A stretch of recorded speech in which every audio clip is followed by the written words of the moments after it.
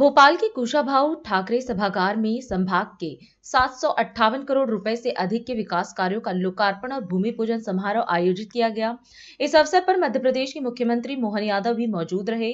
कार्यक्रम को संबोधित करते हुए मुख्यमंत्री ने कहा कि उनकी सरकार का यह एक वर्ष विकास और समृद्धि को समर्पित है।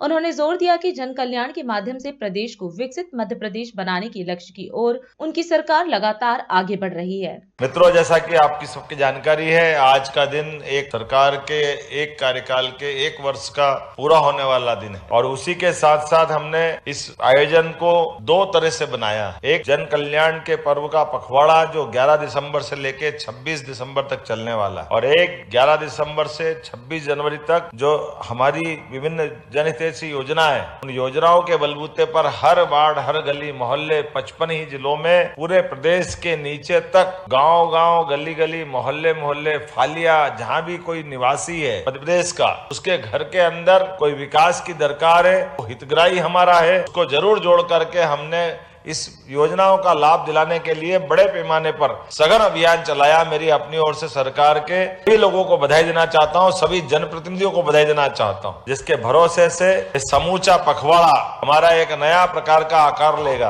और जब मैं भोपाल के निर्माण कार्यों के लोकार्पण की बात कर रहा हूं, उसके पहले हम अपने एक बाघ अभयारण्य का यहाँ लोकार्पण करके आए। मेरी अपनी ओर से बहुत बधाई। आप कितना अच्छा लगता है भोपाल के लोगों को, लोग जितने सुनते हैं वो रहस्य, रोमांच और सुनकर के रोंगटे खड़े हो जाते। हम कहते हैं आओ भोपाल में, हमारे भोपाल के लोगों का जीवन शैली, उसका आनंद भी लो। लेकिन कई सड़क भोपाल की ऐसी है जहां दिन में मनुष्य चलते, रात में बाघ चलते हैं। ये दुनिया में कहीं नहीं होता, हमारे अपने भोपाल में होता है। सह अस्तित्व की भावना का ये जो अनुपम उदाहरण है, ये वाकई अनूठा भी है, थोड़ा अलग हटके भी। और केवल भोपाल में यही नहीं है, बाघ अभयारण्य की बात कर, राजा भोज का वो भोज मंदिर, जिसके बलबूते पर दुनिया के अंदर सबसे बड़ा शिवलिंग, वो आनंद के साथ हमारी गौरवशाली सांस्कृतिक विरासत की धरोहर है। मैं बधाई देना चाहूंगा और उम्मीद करेंगे हमारे सुरेंद्र पटवाजी वहां के विधायक है और हमारा सारा मंच मिलकर के हमारे भोजपुर के उस स्थान के लिए भी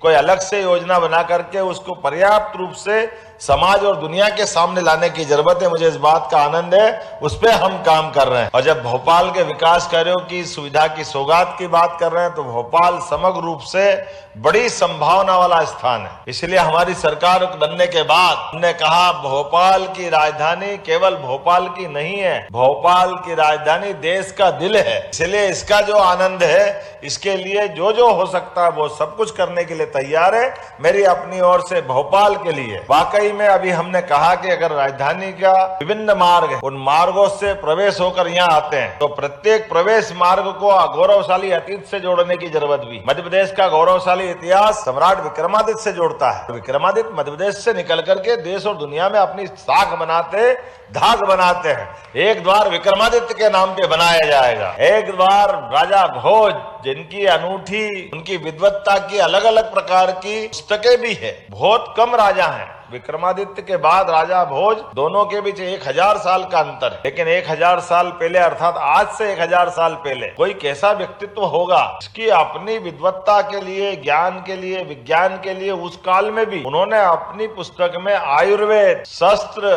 शास्त्र, साहित्य, सभी प्रकार की औषधियां, कोई चीज छोड़ी है क्या? सारे क्षेत्रों में समान रूप से जो उनका अपना व्यक्तित्व था, वाकई अद्भुत था। और एक साथ राजा भोज ने 2 बड़े बड़े युद्धों को जीता है, जो एक तत्कालीन समय में गांगेय का राज्य कहलाता था और एक राज्य तेलप का कहलाता था। एक बार में एक साथ एक राजा 2 युद्ध और बड़े बड़े राज्यों को हरा दे, पूरे देश और दुनिया में वो कहावत चल गई थी, कहाँ राजा भोज, कहाँ गांगेय तेलप। ये तो अपना अपभ्रंश हो गया दुर्भाग्य से, के बाद में हमने उसकी कहां से कहां बना दी, कहाँ राजा भोज और हम क्या कहते हैं। ये इतना बड़ा पराक्रम हमारे, ये बड़े दुर्भाग्य की बात है। राष्ट्र सर्वप्रथम